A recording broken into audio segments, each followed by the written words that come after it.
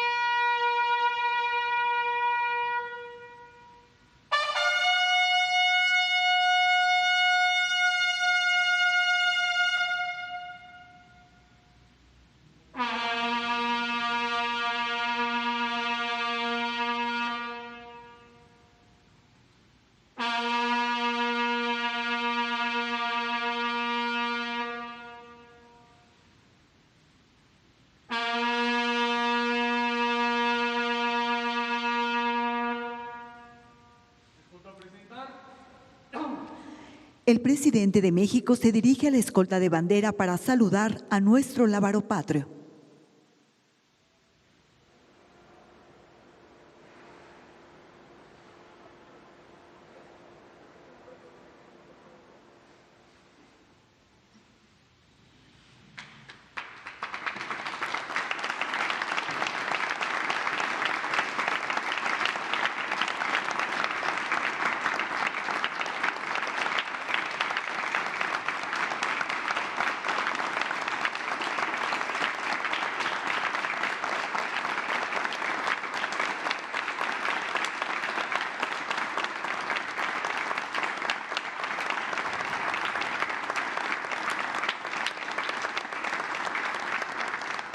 Se rendirán los honores al presidente constitucional de los Estados Unidos mexicanos y comandante supremo de las Fuerzas Armadas.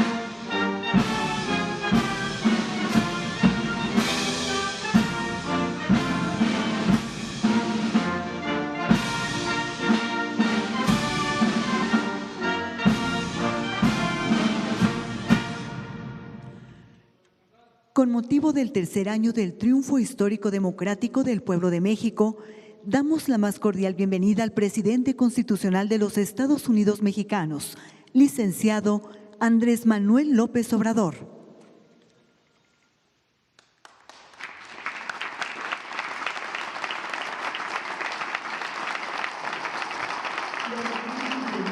Gabinete legal y ampliado del Gobierno de México, representantes de los medios de comunicación y quienes nos siguen por Internet a través de las redes sociales. Sean todos bienvenidos.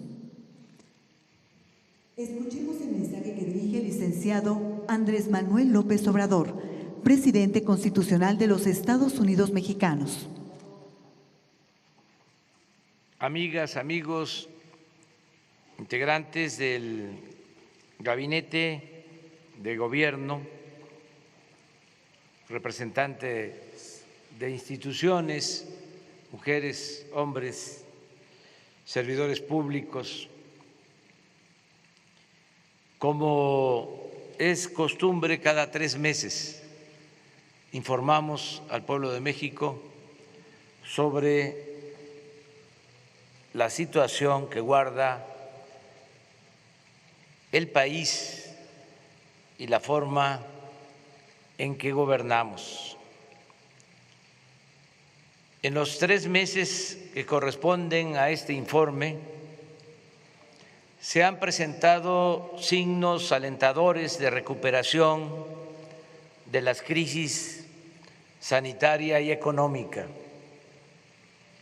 De abril a junio se redujo considerablemente el número de contagios y, lo más importante, en este periodo se han registrado menos fallecimientos por COVID.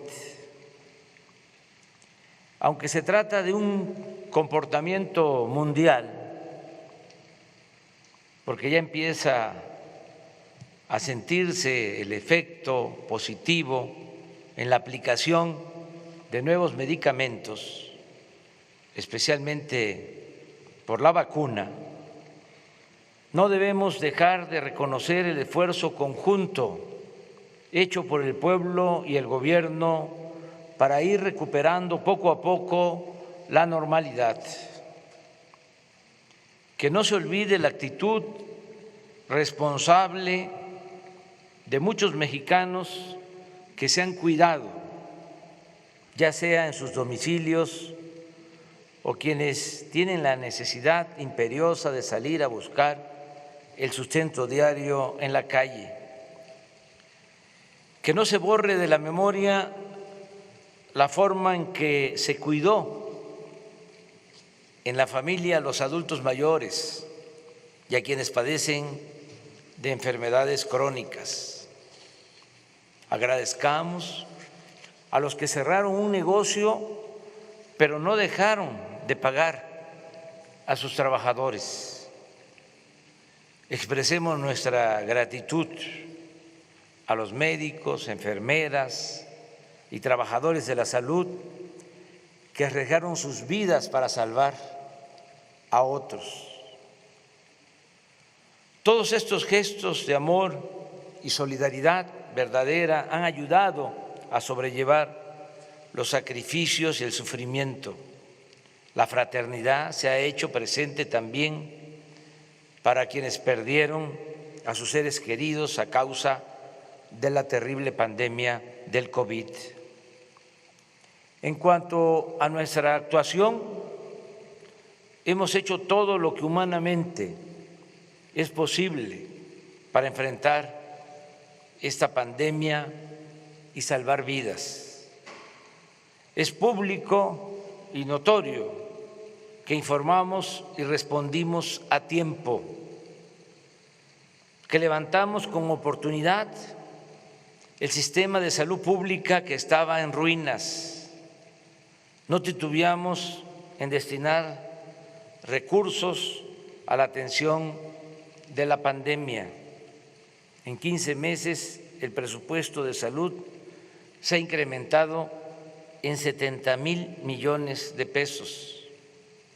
Se terminaron, reconvirtieron y equiparon hospitales. Se contrató y capacitó a más de 70,000 trabajadores de la salud. En fin, se logró que ningún enfermo se quedara sin una cama, equipo de respiración o personal de salud que lo atendiera. Aún cuando en estos sensibles y tristes acontecimientos no es correcto hacer comparaciones, me limito a decir que nuestro país no está colocado ni en América ni en el resto del mundo en los primeros lugares en mortalidad por COVID. El Programa Nacional de Vacunación ha funcionado con eficacia y ha llegado a todos los pueblos de México. Hasta hoy hemos recibido 57,336,000 dosis de vacunas, Pfizer, Sinovac, Sputnik, AstraZeneca, Johnson & Johnson, CanSino, de farmacéuticas y gobiernos extranjeros que han demostrado con hechos su solidaridad con nuestro país, con México, y con su pueblo. Destaco el apoyo de Cuba, de Argentina, de Estados Unidos, de Rusia, de China, de India. Llevamos el 35% de toda la población mayor de 18 años vacunada. Ya concluimos esta importante labor preventiva en Baja California. Es la primera entidad de las 32 donde se cumplió la vacunación, aún con una sola dosis. Y reitero el compromiso de vacunar aún también con una dosis a todos los mayores de 18 años del país para el mes de octubre, con el propósito de que lleguemos al invierno más protegidos. El tener en la actualidad 19 estados con semáforo verde, 8 en amarillo, 5 en naranja y ninguno en rojo, es también un buen indicador para la normalización de la actividad productiva, educativa y social del país. En el campo se está produciendo sin limitaciones.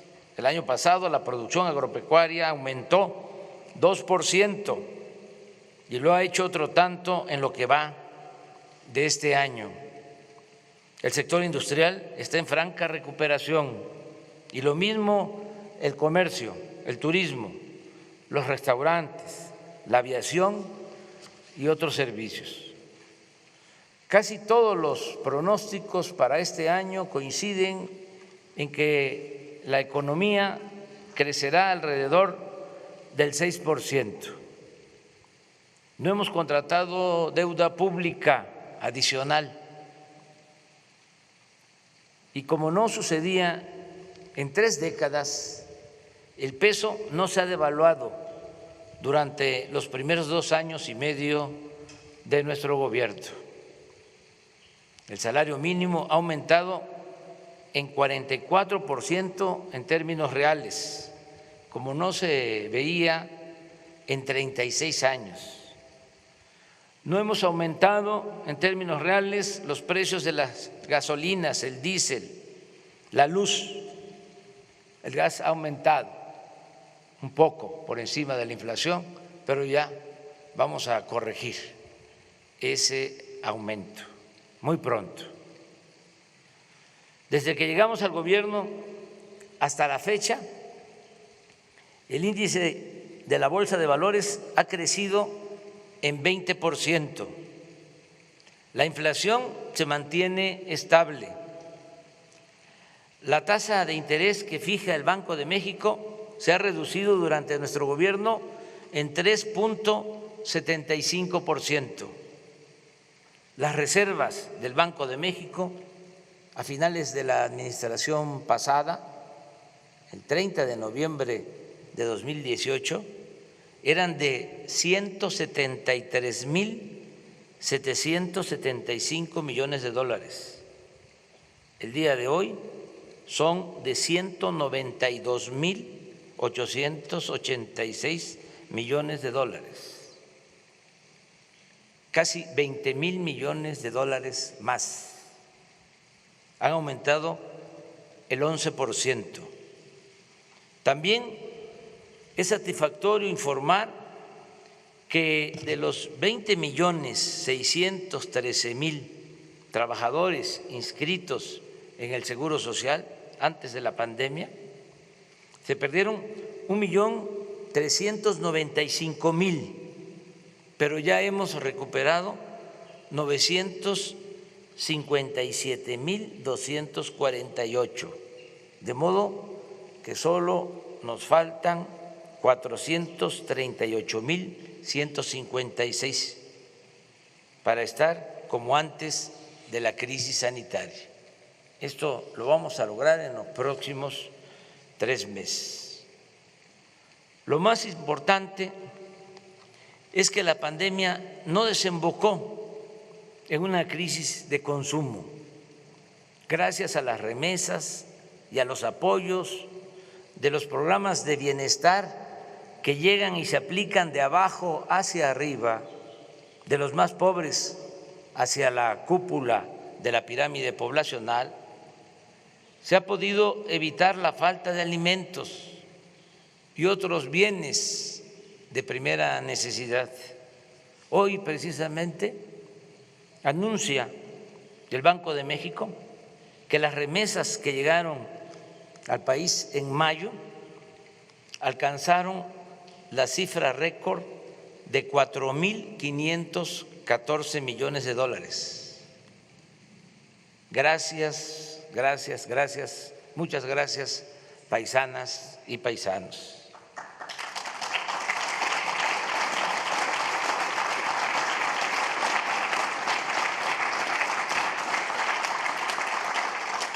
No ha habido asaltos a comercios, ni actos de vandalismo o desesperación por hambre o desatención a las necesidades básicas de la gente.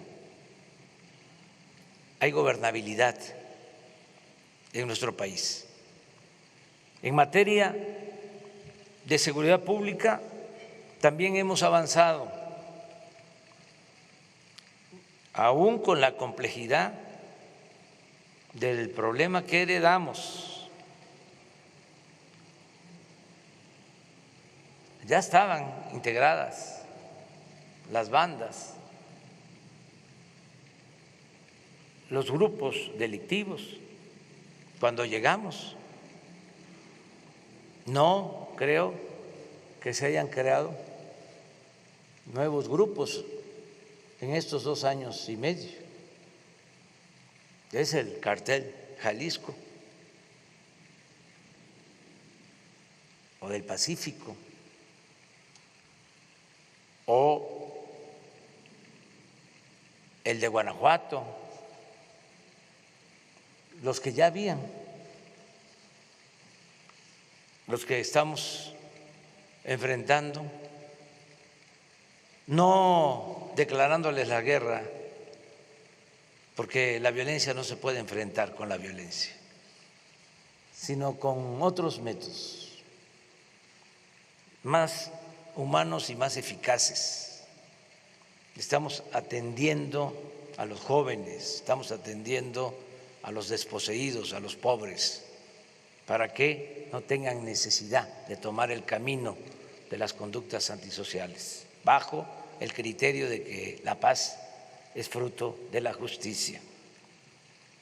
De todas formas, ha ido bajando la incidencia delictiva. En el tiempo que llevamos en el gobierno, los homicidios han disminuido 2%, el robo de vehículo en 40%, el secuestro en 41%, el robo a casa habitación en 26%, aunque todavía tenemos aumentos del 14% en feminicidio, en 9% en robo de transporte público individual y en 26% en extorsión. Agradezco, como siempre, el apoyo del Gabinete de Seguridad, que todos los días, de lunes a viernes, esto es inédito, nunca en la historia del país un gobierno había destinado tanto tiempo a atender el problema de la inseguridad y de la violencia. Todos los días, de lunes a viernes, de 6 a 7 de la mañana, se reúnen servidores públicos, el secretario de la Defensa, el secretario de Marina, la secretaria de Seguridad Pública, la secretaria de Gobernación, el consejero jurídico. Los lunes se invita a la jefa de gobierno de la Ciudad de México y se reciben los reportes, lo que sucede en todas las regiones del país. Se toman medidas para actuar y conseguir la paz y la tranquilidad. Aquí también aprovecho para agradecer el respaldo de todos los miembros del gabinete y de las instituciones que se han comportado a la altura de las circunstancias. Es un equipo de trabajo de mujeres y de hombres que han demostrado ser auténticos servidores públicos, trabajadores, honestos y algo que es muy importante, con profundas convicciones sociales. Aún con la crisis de la pandemia y de la economía,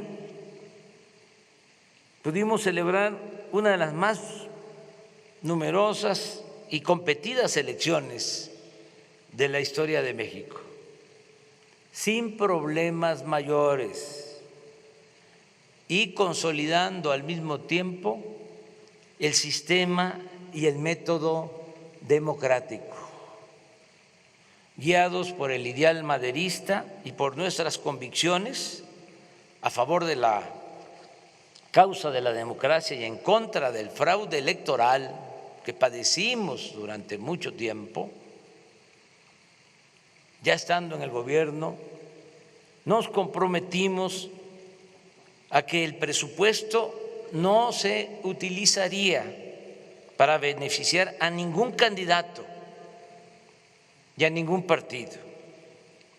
Y cumplimos, es decir, que como pocas veces en esta ocasión no se llevaron a cabo elecciones de Estado.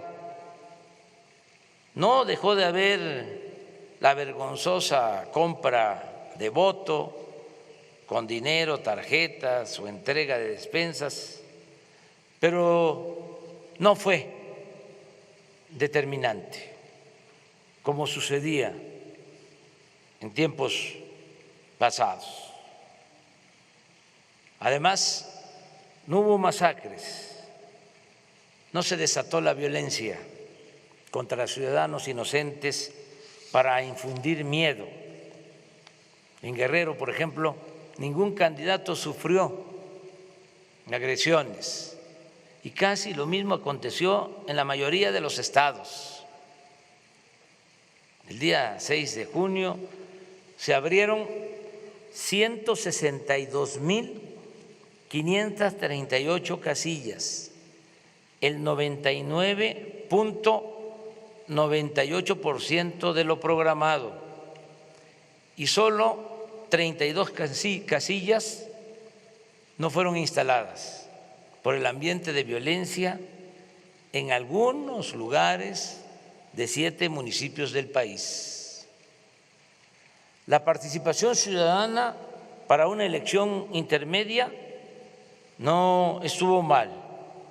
Votó el 52% de los 93 millones de empadronados. Y algo muy importante, a pesar de que como en todas las elecciones se calientan los ánimos, en esta ocasión no hubo protestas postelectorales por acusaciones de fraude.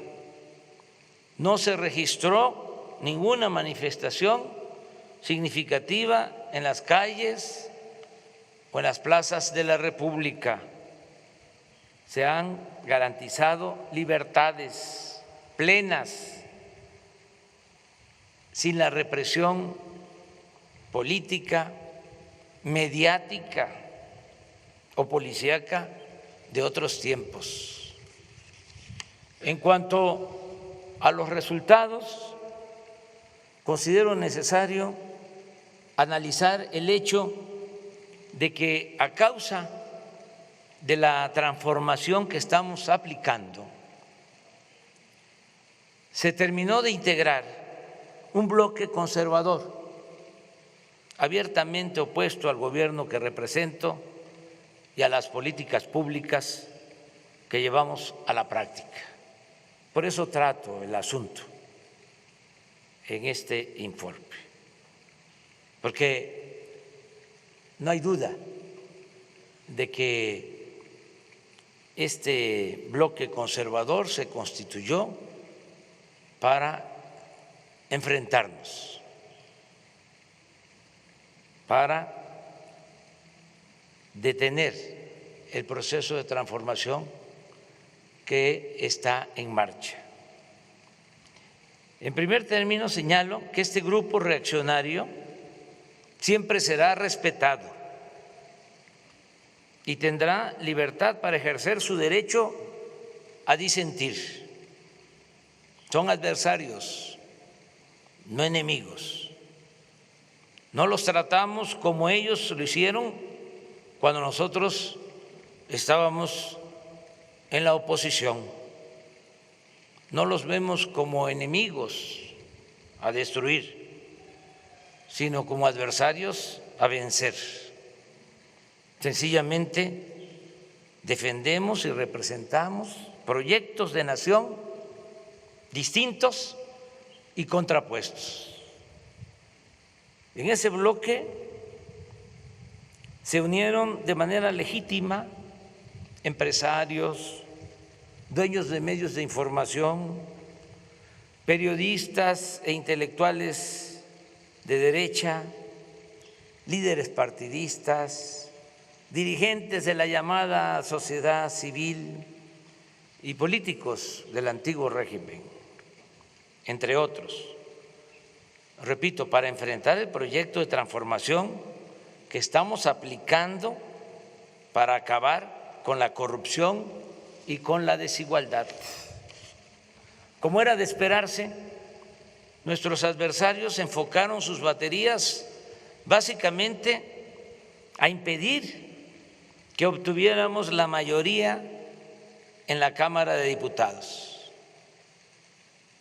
cuya facultad de esta Cámara de Diputados, facultad exclusiva, es la de aprobar el presupuesto.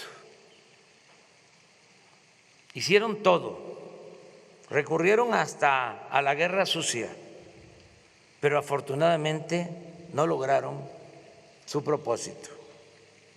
La alianza Juntos Hacemos Historia, que defiende nuestro proyecto de transformación, triunfó en 186 de los 300 distritos en disputa, en tanto que el bloque conservador obtuvo 107 y el partido Movimiento Ciudadano 7.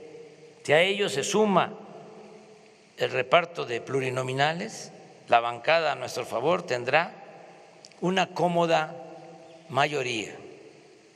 En otras palabras, ya se cuenta con la seguridad de que será aprobado el presupuesto destinado al desarrollo del país y al bienestar del pueblo. Se les ganó en buena lid, porque el pueblo es sabio.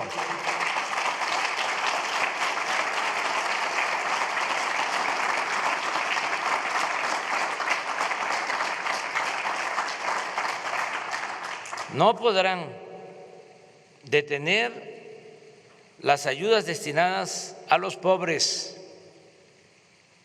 no podrán desaparecer, como lo querían, la pensión a los adultos mayores, a las niñas y niños con discapacidad, las becas para estudiantes de familias pobres, ni la atención médica y los medicamentos gratuitos. Tampoco podrán frenar el programa Sembrando Vida, ni el de jóvenes construyendo el futuro, ni el aeropuerto Felipe Ángeles, ni el Tren Maya, ni el Banco de Bienestar, ni el Internet para todos, ni el proyecto del Istmo de Tehuantepec, ni nada que vaya destinado a los pobres. a los que aborrecen, porque con honrosas excepciones los conservadores son clasistas, racistas e hipócritas. Como bien dijo, en una de las pocas veces que trató el tema el presidente Juárez, lo cito textualmente: los ricos y los poderosos ni sienten ni menos procuran remediar las desgracias de los pobres. Podrá suceder que alguna vez los poderosos se convengan en levantar la mano sobre un pueblo pobre, oprimido, pero eso lo harán por sus intereses y conveniencia. Eso será una eventualidad que nunca debe servir de esperanza segura al débil. Hasta ahí la cita. Sin embargo, no poseo ni aspiro a tener el monopolio de la verdad absoluta. Por eso reitero, nuestros adversarios siempre recibirán del gobierno que represento el respeto y la libertad a la que tienen derecho para manifestarse sin límites, represión o censura. Los tiempos han cambiado. Juárez decía: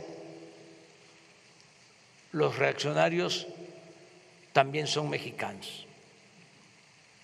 Esa frase la volvió a utilizar Plutarco Elías Calles. Los reaccionarios también son mexicanos. No me gusta esa frase, con tanto que admiro al presidente Juárez. Son ahora otras circunstancias, por eso no podría decir lo mismo. Claro que son mexicanos y que tienen todos los derechos a participar, porque nosotros aspiramos a establecer en México una auténtica, una verdadera democracia, no una dictadura, no una tiranía. No queremos excluir a nadie. Este país lo tenemos que ir construyendo a pesar de la diversidad, con el respeto a las libertades y con la participación de todas y de todos los mexicanos. Amigas y amigos, hoy cumplimos 3 años del triunfo histórico de nuestro movimiento y aún recuerdo cuando el 1 de diciembre de 2018, en el camino a la Cámara de Diputados para tomar posesión de la presidencia de la República, se nos acercó al automóvil un joven en bicicleta y me gritó: no nos vayas a fallar. Creo, pasado el tiempo, no haber defraudado la esperanza de ese joven ni de quienes votaron por mí hace 3 años. Posiblemente haya quienes imaginaron que sería de otra forma, lo que han llegado a la conclusión, en ejercicio de su libertad y de su criterio, que no comparten mis ideas y que no les gusta mi estilo de gobierno, mi estilo de gobernar. Pero nadie en honor a la verdad podrá decir que no he cumplido con mi compromiso de desterrar la corrupción y destinar mi imaginación, experiencia y trabajo en beneficio del pueblo y de la nación. Los logros están a la vista. A pesar de la pandemia y del sufrimiento que acarreó, la gente no ha perdido la fe en un mejor porvenir. Existen libertades plenas y poco a poco vamos pacificando al país sin violar derechos humanos y sin reprimir al pueblo. Me alegra que así lo entiendan la mayoría de los mexicanos. Hace 3 días se terminó de levantar una encuesta telefónica nacional aplicada por nosotros y comparto con ustedes algunas preguntas y respuestas y subrayo aplicada por nosotros para que no se vaya a malinterpretar. Cuando digo aplicada por nosotros, se debe también pensar que tenemos 3 principios rectores: no mentir, no robar y no traicionar al pueblo. Las preguntas y las respuestas. Con respecto al año pasado, ¿cómo es su situación económica actual? Mejor, 15.3%. Igual, 42.9%. Peor, 40.0%. No sabe, no contestó, 1.9%. Otra, ¿cómo cree que será su situación económica el siguiente año? Mejor, 38.4%. Igual, 26.8%. Peor, 23.2%. No sabe, no contestó, 11.6%. ¿Cómo cree que será la situación del país al término de este sexenio? Mejor, 41.4%. Igual, 23.9%. Peor, 26.9%. No sabe, no contestó, 7.8%. En su opinión, ¿cómo es la corrupción en el país en este sexenio comparado con el anterior? Mayor, 19.7%. Igual, 33.3%. Menor, 43.0%. No sabe, no contestó, 4.0%. ¿Piensa usted que el gobierno actual representa un cambio importante? Sí, 64.7%. No, 31.1%. No sabe, 2.5%. No contestó, 1.6%. ¿Está usted de acuerdo en ese cambio? Sí, 87.4%. No,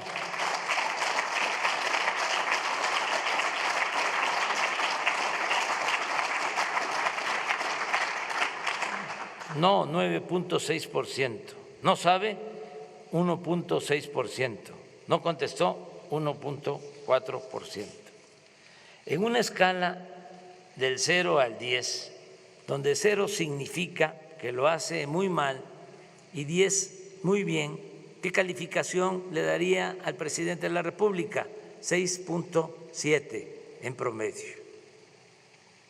La revocación de mandato propone que si el pueblo no está satisfecho con la forma de gobierno del presidente en turno, se puede votar para que renuncie antes de terminar su sexenio.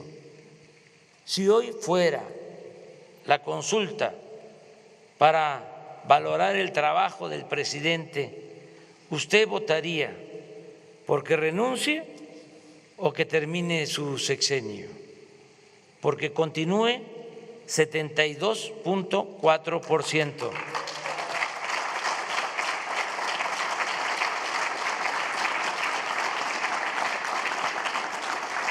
Porque renuncie, 22.7%. No le importa, le da igual, 1.1%. No sabe o no contestó, 3.8%. En fin, estamos bien calificados, pero aspiramos a convencer a más gente a que se vaya creando más conciencia, que haya más revolución de las conciencias, a informar, a orientar, a concientizar, convencer para elevar a rango supremo la honestidad y hacer gala, sentirnos orgullosos de la gran reserva de valores culturales, morales y espirituales que heredamos de nuestros antepasados. Esa es la grandeza de México. La fraternidad, como se afirma en la Guía Ética para la Transformación de México, es hacer propios los problemas de los demás. La fraternidad es el compromiso activo y afectivo, pero respetuoso en la búsqueda de soluciones a problemas de los demás.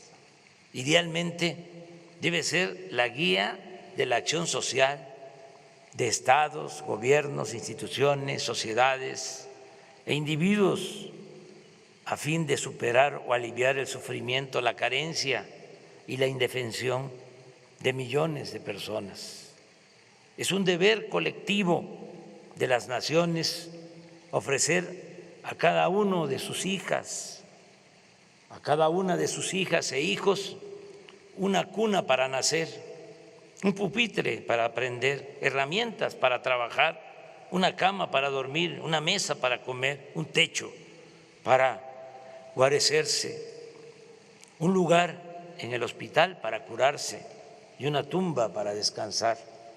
¿Y cuál es la recompensa que obtendremos por dedicar el tiempo, todo el tiempo que sea posible a esta noble tarea?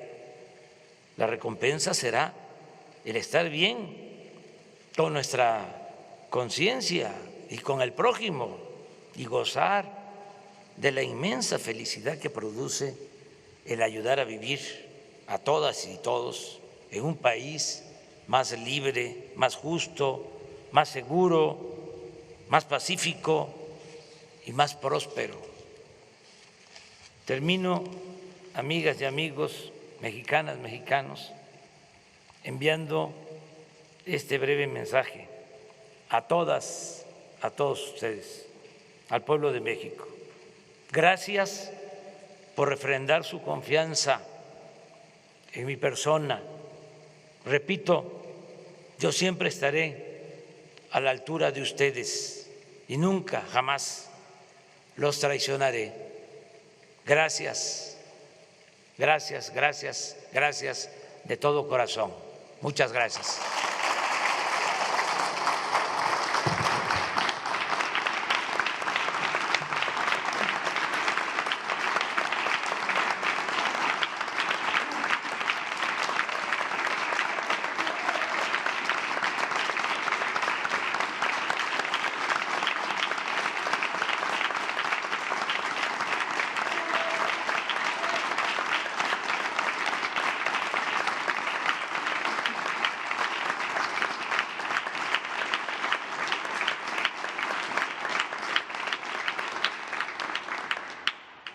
Se rendirán los honores al presidente constitucional de los Estados Unidos mexicanos.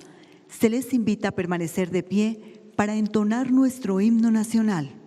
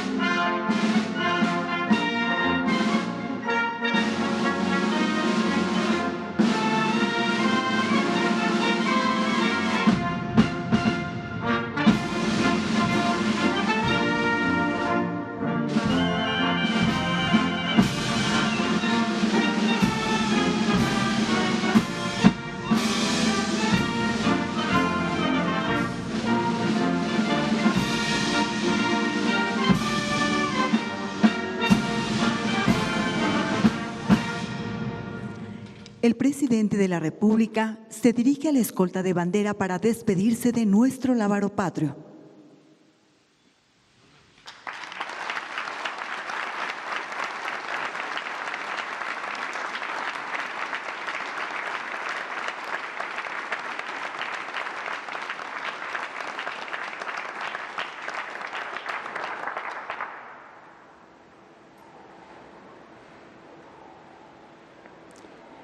Se agradece la asistencia del presidente de México, de nuestros distinguidos invitados, medios de comunicación y público en general. Muy buenos días.